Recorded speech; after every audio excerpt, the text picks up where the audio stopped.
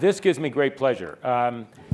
Howard and I have known each other through some incredibly close friends of ours, but never really had much of an opportunity to work together until probably 8 months ago, when we were both involved in a Chicago Impact Forum. And it's like we've just made up 40 years in 6 months.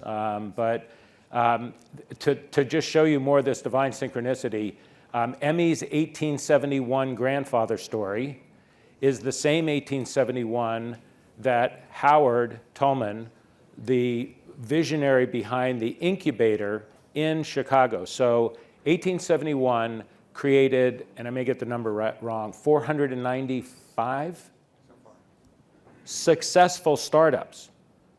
495 successful startups. They operate out of the Merchandise Mart. There's nowhere in the country that has had that kind of impact. And as a result of that impact, one of the things that really has driven him and embraced the two of us is his passion around the reality that most of those startups have very few women, black, brown owners. There is no training, there is nothing underneath it. And I couldn't think of anybody better to make this transition into what we call civil society, is the empowerment of our underserved communities to have the tools to do that. He's being joined by Robert Smith. Robert here? Robert.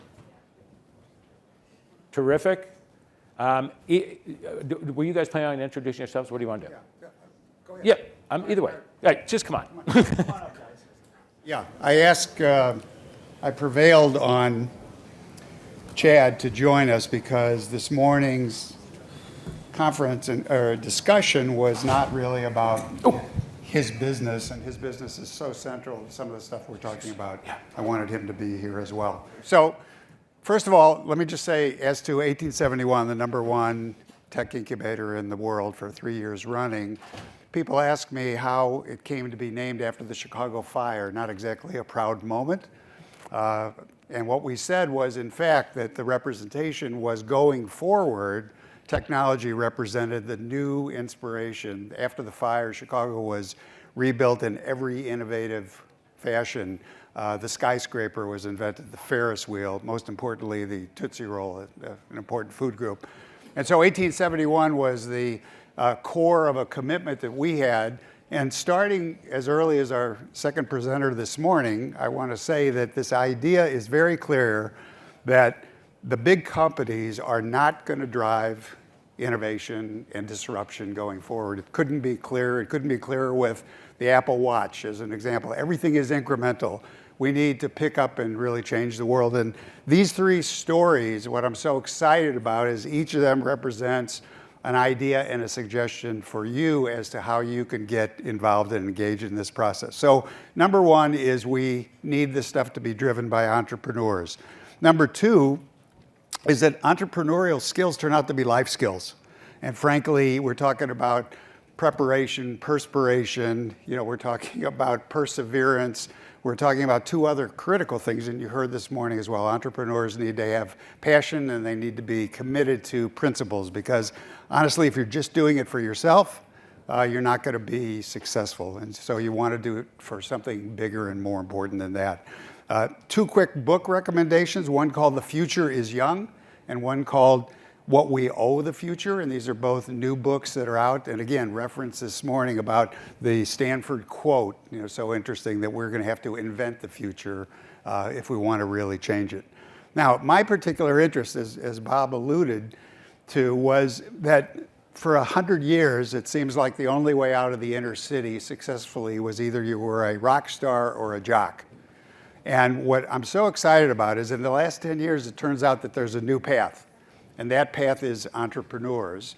And we wouldn't have had the generational change and the push behind this entrepreneurial sort of drama that's going on in the cities, but for the fact that every jock today calls himself an entrepreneur as well, and every athlete calls herself an entrepreneur as well. So now we've been able to do something that's really important. We have the ability to say to these kids, and by the way, sustainability, climate, very important, all going to be driven by talent. You saw the age and the growth of this country's population and how it's going to turn minority majority.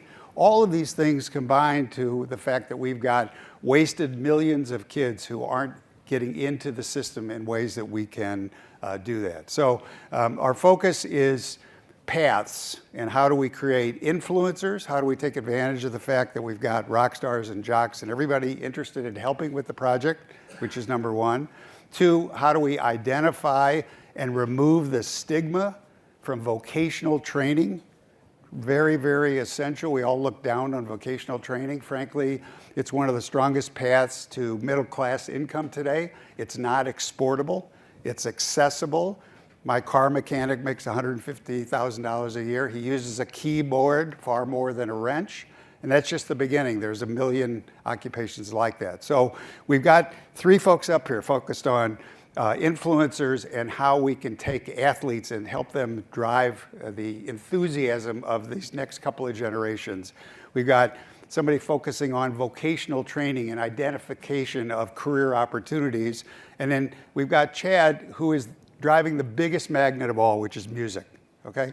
Because every one of these kids loves music. Music is the great unifier, and you heard that again from some of the panelists this morning. And the trick to all of this is really simple. It's to ride the horse in the direction it's already headed, okay? We're not gonna bribe these kids. We're not gonna push these kids. We have to find out what their passions are today, and we have to figure out how do we do that. And the last thing I'll say, and then I'm gonna turn it over to the guys, is my own latest idea and focus has been something we call Libraries Live. And that's because every library in this country is dying. And we need to figure out how to make those bricks and mortar facilities into useful for the communities. And they're everywhere in Illinois, 81 libraries in the city of Chicago, 6,400 libraries in the state of Illinois, all going to waste. So our idea is to put digital media tools, very inexpensive, in these libraries, turn them into after-school community hubs, and bring the kids there. Because I can tell you, we've done this, and the kids want to get done with school because they want to get on with their real life. And their real life is making beats and making music and creating digital media. And oh, by the way, once you learn to do a video, you're employable by every major corporation in this country which is engaged in the digital transformation. All media. So every one of these kids thinks that they're going to be the next Kanye. They're going to be the next anything they want. Okay, now I'm going to turn it over to the panel. Robert, you want to introduce yourself? We'll just go quickly. Start me first. Please. Okay. So yeah, I'll be brief from a background perspective. So Robert Smith, born and raised east side of Columbus, Ohio. From what most would consider to be inner city, ghetto, hood, however you want to refer to it, where most of the friends of mine, as well as several family members, didn't make it past the age of 25, not because they were bad people, but they were exposed to very treacherous environments that plague ultimately the majority of inner cities all over the country. And so my whole way out, if you will, I began to receive preferential treatment at the age of 8 because I excelled and did really well in sports. Fast forward, was fortunate enough to get a Division I scholarship, played college basketball, and dropped out of school early to go to the NBA. When my NBA dreams didn't end up working out, I was depressed, trying to figure out what I was going to do to provide for my family. And at that time, ended up making a mistake and ended up looking at facing potentially 15 years in prison for that mistake, trying to get fast money. And so by the grace of God, didn't end up having to do any time, sort of slap on the wrist. A lot of people advocated for me in terms of my character and integrity and different things of that nature, and it was one mistake. And at that point in time, I made a vow, that I would never compromise my integrity ever again, no matter what my financial situation was. And so at around, say, 23, I began to immerse myself in the understanding of just, financial services, asset management, high structure finance, the business and the language of money, which oftentimes, whether you're black, white, Asian, Muslim, Christian, or what have you, the level of understanding money and the language around it is typically only held at a Wall Street level, right? Or if you go to a major Ivy League school or what have you. And so a lot of friends of mine ended up making it to the NBA, to the NFL. And were making hundreds of millions of dollars, some of them, all name brand folks that you would all know. But I saw that, what they were really ultimately missing is an understanding of the influence that they have. And so what you kind of alluded to, what we refer to as influential capital, the currency of cool, right? And if we look at entrepreneurship and sports and the influence that these athletes, these entertainers, they almost have like a cult-like following, where they can get a message out about a product in a matter of seconds through social media. And something that is really important is just that we sort of harness that collective raw ingenuity and influence and put it behind things that are ultimately impactful. And so I started an investment firm, literally from scratch, purely by the grace of God, trying to make it happen. Was able to convince a lot of athletes and so forth to buy into the vision, and then formed partnerships with major VCs, major private equity firms. And basically we would deploy capital right alongside them. And we built up a decent track record. And so over the past, say, 3 years or so, myself and my partners have now launched a new impact investment firm. That's New Capital, network of untapped entrepreneurs. And when we're talking about untapped, we're talking about that, powerful, unique, raw ingenuity that oftentimes in these inner cities doesn't really get identified and nurtured, as well as not with the necessary capital and support that's there. But anyway, I don't want to hog the mic. I'll pass it over to you. All right. Hey, everybody.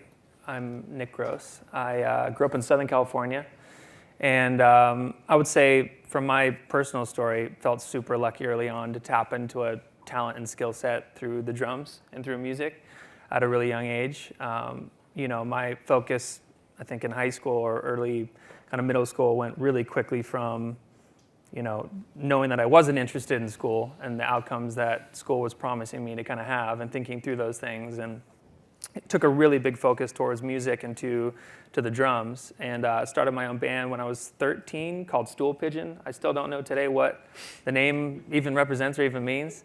But obsessed myself with watching YouTube videos of this dude, Travis Barker, drummer for Blink-182, who was, thankfully I was probably, I think, 12 or 13 years old at the time of this early pop punk alternative era of music happening in Southern California, and feel super lucky to have grown up in that place and all the bands that came from there, like No Doubt and Green Day, Blink-182. I don't know, list can go on forever. And started my own thing and kind of obsessed myself with watching these videos of Travis Barker, and kind of would always show up at his shows, all these Blink-182 shows, and just kind of immerse myself into his world. Ended up getting to take lessons with him as a 16-year-old kid because I met him at a show that my band was playing in, and was driving up to his house, taking lessons with this dude. He had a show called MTV Meet the Barkers that I was infatuated with, and when I was 17 years old, a show on MTV called Laguna Beach came into my town and ended up featuring our band and myself in the entire third season of the show. So started to see all these kind of weird, manifestation things kind of linking up to each other happening at a young age, and signed my first record deal when I was 17. Man, what was it? Probably 2 weeks before I started at USC. So I had the route of, my parents wanted me to go to school, wanted me to do the perfect kind of 4-year college thing, like a lot of young people I feel like struggle with today, and dropped out of school after 4 months and just went to kind of pursue my passion in music. That led me to opening up a recording studio in Los Angeles that still is open today. I've run it for the past 12 years or so, called the Noise Nest. And through the studio experience, I was kind of talking to my wife one day, and I was like, I want to figure out how to do something to give back to the community in Los Angeles and in Orange County. We looked at what we had access to, which was this recording studio, this little 1,200-foot studio space, and started to create quarterly events where I would bring kids through my studio space to learn what it's like to be involved in the music industry and what a career path actually means, like behind the mixing console and working in an industry that typically has a lot of ebbs and flows and things that happen throughout the process in music. And so that evolved into a national speaking tour called Find Your Grind, where I got to go speak to thousands of kids about helping kids think through what it means to Like, what does the future of the world look like? What do careers and jobs look like today? How has the world evolved? And start to have these really pretty cool, candid conversations on multiple campuses, hundreds of campuses across the country. And from that, kind of launched a product called Find Your Grind, which is a digital curriculum and learning solution that I work on today that I'll dive into more of and give you some time to introduce yourself, or else I'll go on a tangent for another 10 minutes about it. We all have that capability, so fortunately, most of my introduction was earlier. I guess the thing I would add to the story I shared is the origin of Guitars Over Guns and the experience that I had in that juvenile detention center really left me with two vivid realizations. One is that these kids that we kind of walked in being told were dangerous, were literally a threat to us, were not bad kids. These were kids that had a lack of opportunities or a lack of guidance or a lack of access in a system that was kind of waiting for them to make a mistake, and punish them for it. And in a way that is not at all rehabilitative, but that cycles young people through a system that they then can never get out of, that tarnishes the rest of their life, which is a reality of the justice system in our country. And the other is that as musicians, we have this unique ability to connect and reach people through music, through this universal language, this thing that we all share, that we all have experience with, that humanizes all of us. And I guess the only thing I will say is that, how many people in this room have had an influential mentor in their life? And how many of you with that mentor, typically that mentor is somebody that helps you in some kind of career path, has helped you with something beyond the career part of your life. So music is this vehicle that we use to create these relationships that allow kids to find their voice and find their vision of success, that they then have an individual in their life that can help them get unstuck. Number one, to hold the accountability there for, hey, this is what you said you wanted to do. But number two, to walk them through situations that they otherwise wouldn't have the opportunity to discuss with somebody that's been there. And that's really the key for us in Guitars Over Guns and how we're bridging the gap in some of the things that are relevant to this conversation. It started with 5 musicians and 15 kids, some of which are now on our board and on our staff in 2008, and has now served over, this year it'll be over 7,000 kids in Miami and Chicago and a little bit of LA. You want to go to your slides? Want to go to your slides? Yeah, sure, do that. Let's see if we can make this work. There we go. So this first slide here, I think that everyone, at least over the past, say, 2.5 years or so during the global pandemic, as well as when George Floyd was demonically murdered, and I think the sort of blessing in disguise through that tragic affair that we all saw and bear witness to is that it happened at a point where everyone globally, no matter your race, color, political affiliation, we were all at home because of the pandemic. So being able to bear witness to that, it brought about things such as this wealth gap that exists, right? And so not to make things always about money, but the reality is we have to be more purposeful and more intentional in terms of these issues related to the wealth gap, most especially if we want to ultimately save, the youth and so forth that Chad is talking about with Guitars Over Guns. So this is just a slide that talks about just the massive, significant disparities amongst Black and brown communities and how we need to go about, changing this. This next slide here is pretty simple. Again, prior to George Floyd, there were only 5 states in what we all believe, what we agree that America, by show of hands, despite issues that we do have, is the greatest country in the world. Would we all agree? By show of hands, don't be afraid. Some folks are like, right? And I think the beauty of this nation, it really is the diversity that we ultimately have, right? And of course, we have certain issues that are here, but every single culture of the world is represented in the United States. However, when we look at the money, that saying of he who owns the gold does what? Makes the rules. And so of all of the assets under management in this nation, the vast majority of it, nearly 98% or so, is managed by one representation of one type of an American, and that's white men. And so from a perspective of diversity and equity and inclusion, until that changes where there are women in powerful positions in terms of managing money, people of color in powerful positions in managing money, it's going to be almost practically impossible to close this wealth gap and ultimately heal the ills that are in the communities for these children to have the opportunities they need. And so what we're saying is that we put together this shared platform, right?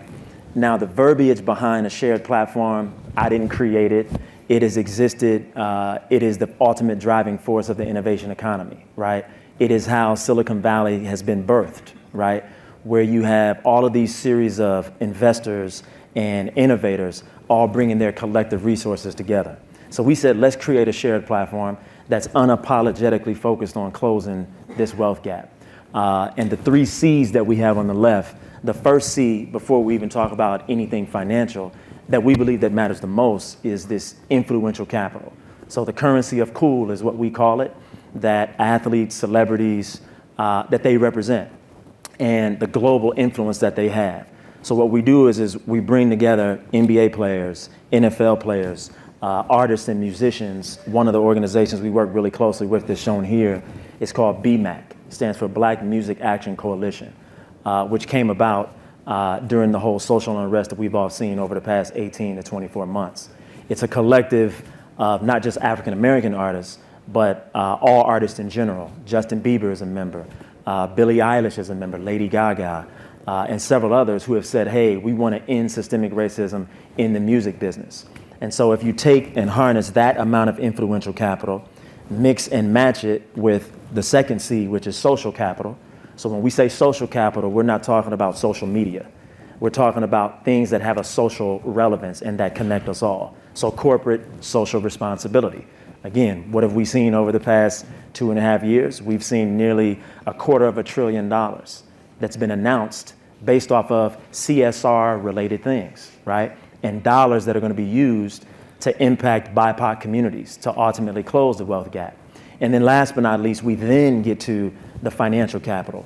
And one example that we have is an organization I've been a part of for the past 4 or 5 years called the Greenwich Economic Forum. Some of you in the room may have attended our event where we collectively bring together the world's most influential investment luminaries.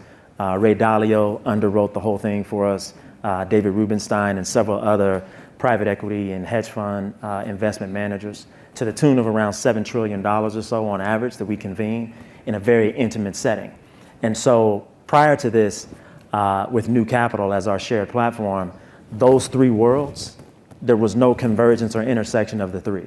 Athletes, entertainers, and celebrities weren't really matching and tying themselves to major corporations' corporate social responsibility efforts. And then last but not least, complemented and supported by a Warren Buffett, a Bill Gates, a Ray Dalio, and the world's largest investors, right? And so those are the 3 C's of capital that we have brought together to then back and help support and bring visibility around the 3 E's that we care about. The first E, by far, I think we can all reach a general consensus that everything begins with education, period. There's a good book that says people perish because of what? A lack of knowledge. So if you're not properly educated, you're not going to be equipped to even help yourself. And so the first E is education. Shooting for Peace is one of our nonprofits that I sit on the board of. We've given out over the past 8 years $10 million in scholarships to HBCUs. We teach financial literacy through the Shooting for Peace program all over the country. We teach mental health as well as African American history. And there's a collective of 100+ athletes that are all behind the whole Shooting for Peace program. The next E is entrepreneurship, right? Which is primarily the thesis around what it is that we're discussing here. ICIC is one of the organizations that we work very intimately and closely with about entrepreneurship. And when we talk about entrepreneurship, I think, again, we would all agree, we're not just saying if you are a youth or if you are a kid in college who comes up with an innovative idea, you can be an entrepreneur. What we're talking about is just the entrepreneurial thoughts of creativity and raw ingenuity. And whether you may be a tech innovator and start a company or not, we want to get these kids to think more entrepreneurially in terms of just being free and how they process things. The last E is employment, okay? And again, in these communities, the problem is this. When you see a youth that's on a trajectory to death or prison based on the environment that they're in, and they have in their hands, in one hand, they have a gun. The other hand, they have crack cocaine or heroin or bath salts or ecstasy, weed, whatever the drug of choice is. So everyone in here would say, what do we need to do with those hands? Take the gun out of his hand, correct? Take the drugs out of his hand. Well, the way that he thinks, or she, is this is my protection and this is how I provide for myself.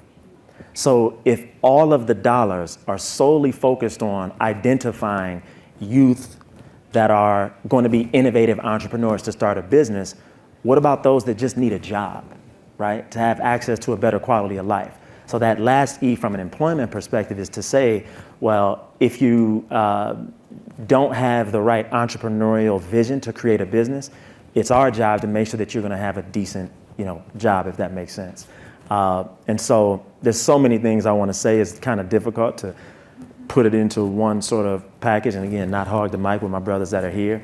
But ultimately, we want to bring all these collective resources together in a shared ecosystem and have alignment with Guitars Over Guns and other organizations that ultimately are already doing amazing work in these communities. But yet what we've seen is there's no shared platform like Silicon Valley that connects all of these, dots, if you will.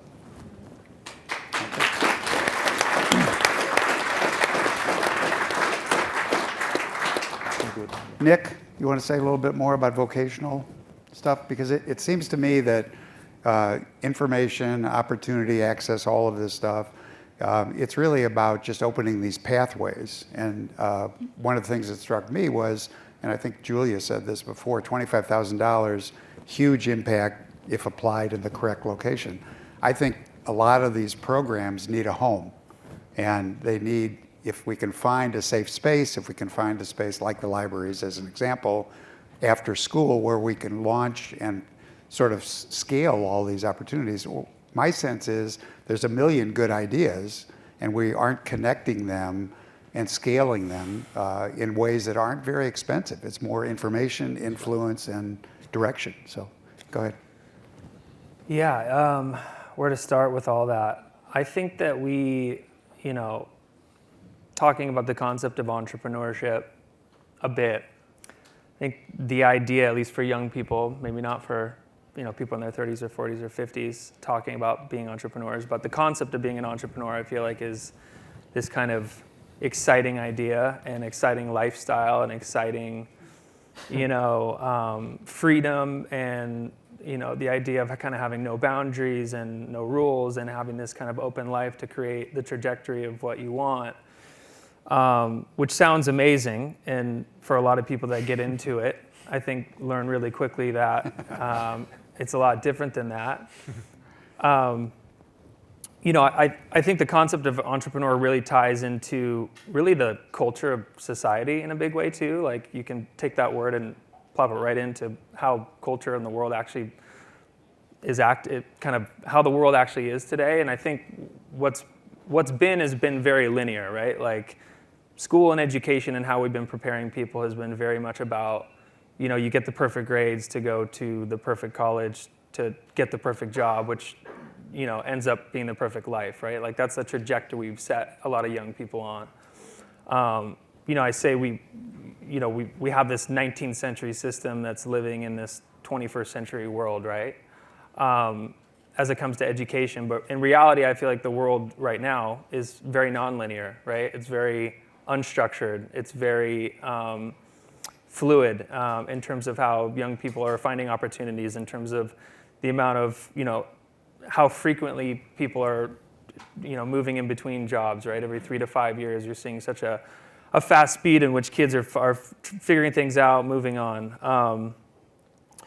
the validation of what a college degree means today. It feels weird even saying that on Stanford's campus right now, but I'm going to say it. I think a lot of people are waking up to the ROI and to the fact that degrees don't mean what they did back in the day, even 10 years ago. And there's new ways that brands and employers are offering quick certifications and quick ways to learn skill sets to get into a line of work faster that might suit your interests and your skill sets and what you're inherently great at as a human being. And so I think there's just, an ultimate kind of shift from this kind of like very linear trajectory in systems and categorization and standardization with testing and how we've set people on their path versus what culture is like today, which is completely opposite of that in terms of the new skills and the new mindsets, the social, emotional, and personal,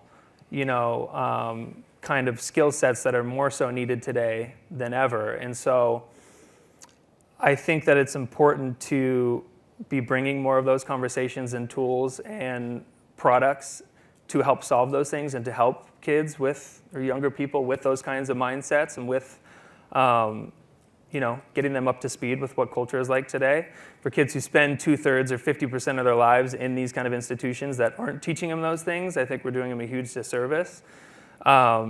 And so that's a bit of what Find Your Grind does. As a digital product and a curriculum, we really help kids align with more about who they want to be and where they want to go.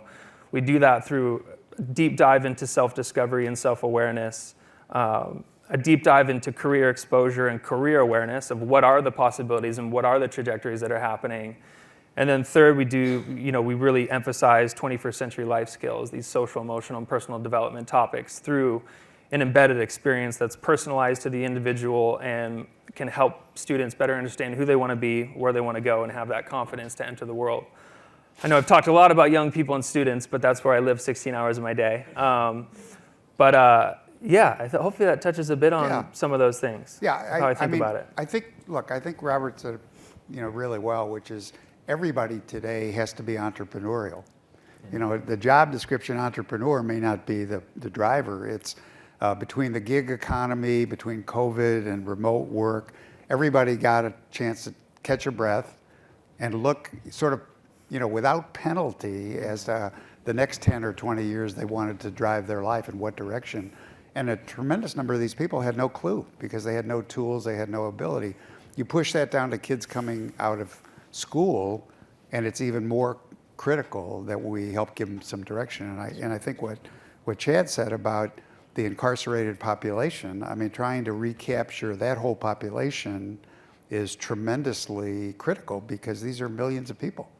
And we can't really afford to waste those resources and those folks going forward. So I think we can leave it there. I think we're done. Yeah, I would like to just tease one quick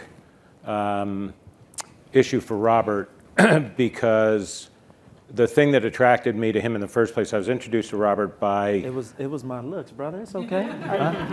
It's all right. This is my mic. But anyway, another terrific athlete who's also embraced the athletic community introduced me to Robert some time ago. And the most novel thing that I think you're doing is the way in which you're actually using the curation of the private equity and the crowdfunding. Just give that a little bit of an understanding and explanation, because in my mind that may be the most novel thing I've heard about actually getting this wealth gap closed. Yeah, so I think it's pretty simple in the sense that, they say if statistics and things continue to trend the way that they are, it will take African Americans around 280 or so years, and Latino Americans around 84 years to close the wealth gap. When we talk about access to unique proprietary deal flow, that's that's completely reserved for people who are already what? Ultra high net worth, right? And so what we said is this, what if we could form a strategic alignment with the series of VC, private equity, hedge fund, and other investment holding company folks who have access to amazing opportunities, and we just created community-oriented partnerships. What do I mean by that?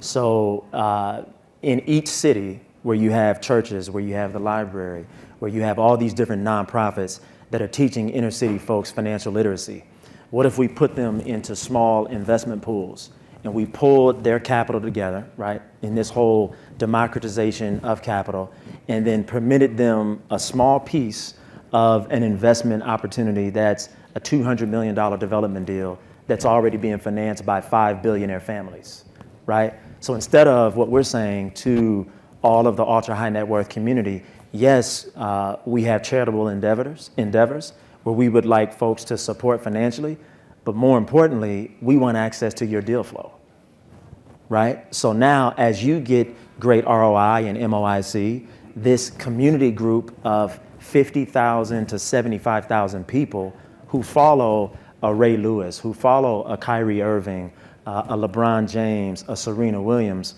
well, what if they could have access to the same investments that are typically just reserved for them?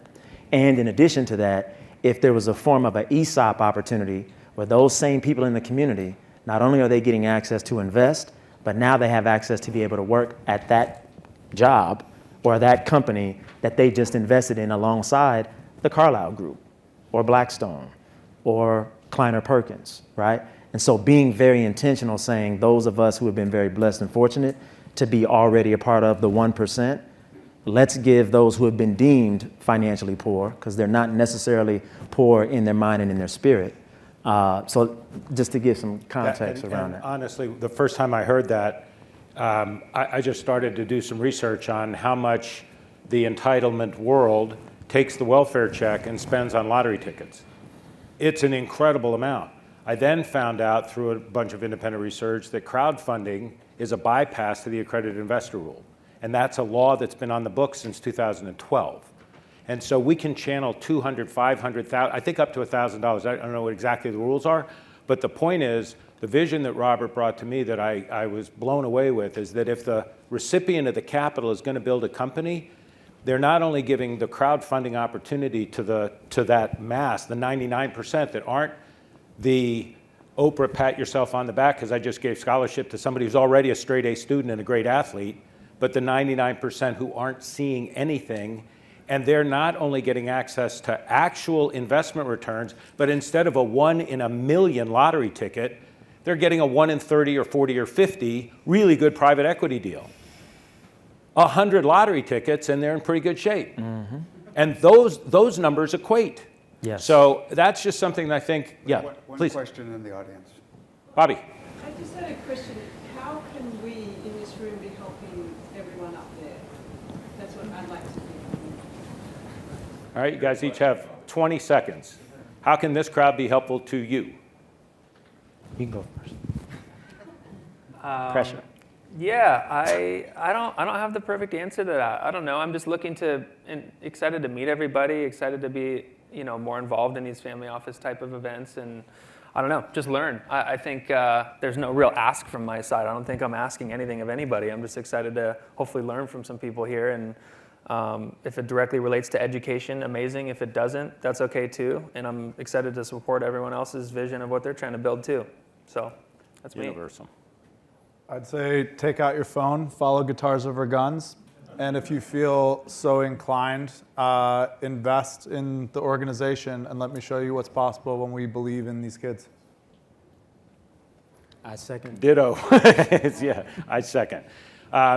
So why is this panel so important? Because when we talk about civil society, it is family and community. We are family. This is community. Meet each other. This is the way we think about next generation family members who want to take their family's spirit and become entrepreneurial themselves. Guess what? Again, they're not going to get it with a Stanford education. God love this place, but that's not available or accessible to the 99% of the people, of the kids across the planet. But what they will understand is the same language that's being used to train and teach entrepreneurial spirit to the kids. Let's keep it in that language, as simple and practical as possible. That's the curriculum we want to curate for Family Next Generation. This is the example, and look at what it's able to do. I want my 20 seconds. Oh, Howard wants 20 seconds. Sorry? I would ask you to go see what the library is doing in your communities, which is every single community in the world, and you'll discover it's an enormous waste and it's a huge opportunity. So that was my wrap up, but thank you for your So that's, I'd much rather the thunder be stolen by the thunderer. But this library concept in Illinois has gotten tremendous appeal. Alexi Janulius looks like he's going to be the next Secretary of State. He's very tech oriented. He's very supportive of everything Howard's doing.